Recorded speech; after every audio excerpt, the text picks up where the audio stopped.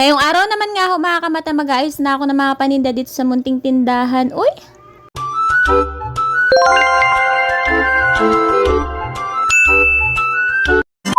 What's up mga kamata? This is Mami Celine and I'm back again for another mini vlog. Kung yung nakaraan nga mga kamata, namili pa nga lang kami ng mga paninda, ngayon nga ay mag-aayos na ako for the go.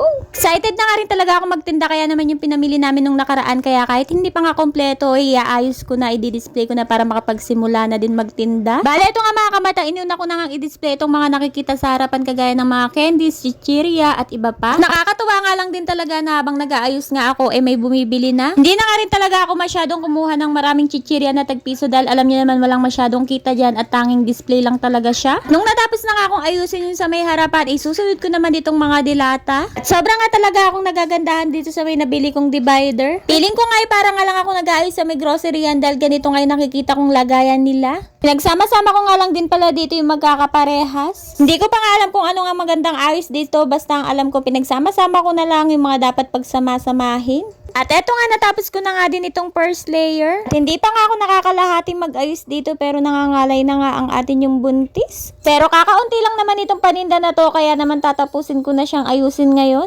Medyo mabagal nga lang talaga akong kumilos ngayon dahil alam niyo naman ng buntis kailangan mag-ingat pa rin sa pagkilos. Ginusto ko naman to, kaya naman paninindigan ko nga ang pag-aayos. At buti na nga lang talaga double purpose nga itong divider na nabili ko dahil may pakinabang nga yung kanyang mga butas. Dahil pwedeng nga dito isabit yung ibang mga condiments. Maganda nga rin siyang tignan at space saver na nga rin talaga siya. At dahil ayoko nga talaga sa tindahan yung maraming sabit-sabit sa taas, kaya naman dito ko na sa baba pinasabit yung mga kape. At saka ko na nga lang siya ayusin ulit kapag may nakita nga akong magandang ayos. Ang importante naman ay may ayos at may i-display ko nga sila lahat ngayon. At eto na nga mga kamata, na i-display ko na nga lahat dito sa may divider. Alam ko nga nakakaunti pa lang yan pero manifesting na dadami at mapupuno din natin yan. At dito naman sa harap, ayan, kahit papano nagmukha na talaga siyang tindahan. Napansin nyo nga may mga bawas na nga yung ibang mga chichirya dahil habang nag-aayos nga ako ay may bumibili na nga, uy. Tapos dito nga sa kabilang side, dito ko nga nilagay yung mga bigas, shampoo at mga sabon. At bawal pa nga magpahinga hanggat hindi pa nga natatapos lahat, uy.